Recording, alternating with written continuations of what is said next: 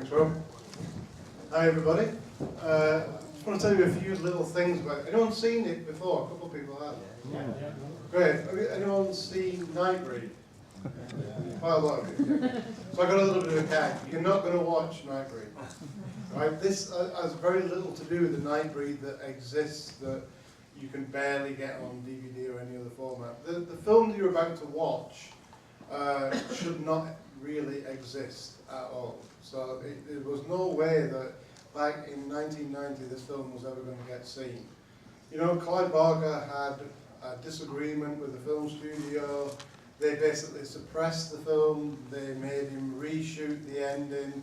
They basically changed everything.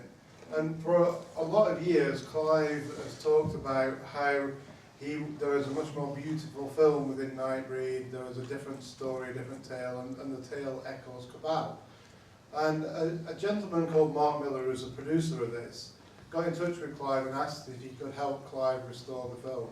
And basically, he got in touch with Morgan Creek and said, is there a way that I can get hold of the footage for NightBreed so that we could look at it and we could restore this? And Morgan Creek laughed at him down the phone and said that nobody would want to watch NightBreed, which is kind of funny because right now there's 200 people in here, and it's 22 years later. So basically, he did that.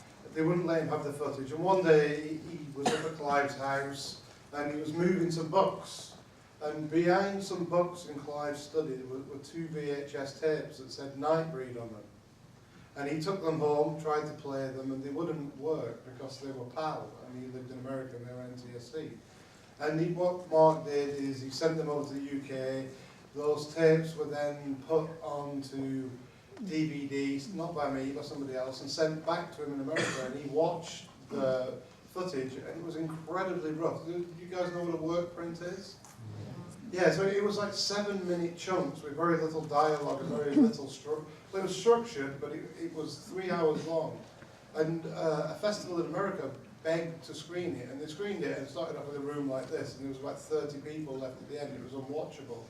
And because I've worked with Clive for a long time now, I wanted to see what they had discovered. So I went over to California and I asked Clive if I could take away the work print and watch it at home.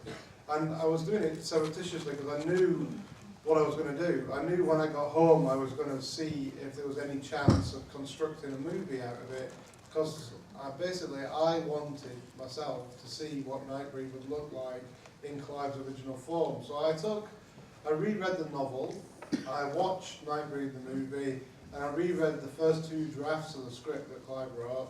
And I basically started again, and I cut all the work print up into little pieces. I cut the movie that was released up into pieces, and I completely and utterly restructured it with an editor called Jimmy Johnston from the beginning, and remade a movie. And some of the press that's been written about this says that this film is 50 minutes longer than the original NightBreed. It isn't. That's not true. It's 70% different. So 70% of what you're about to watch is not in the other movie. And it's all about character, it's all about storytelling. Now, the one thing that I need you to know, because we'll come back and do a Q&A, is that this comes from 3 sources. So it comes from a DVD 35mm source, and it comes from 2 work prints that came from VHS that were then colour corrected and repaired to the best of our ability, and then put together for you to view. So what you're going to, there'll be a few scenes in this movie tonight that the quality will look a bit like a porn video, right? And you've got to forgive it that, because this is all we've got right now. The footage, I believe the footage still exists, but it's not in Morgan Creek's archive. I believe that it's in 20th Century Fox's. And if you remember the scene in Indiana Jones when they go into the warehouse and it goes on forever, that's what 20th Century Fox is going to be like when you go and look for it. But right now, I know that they want us to release this and have this available for people to buy.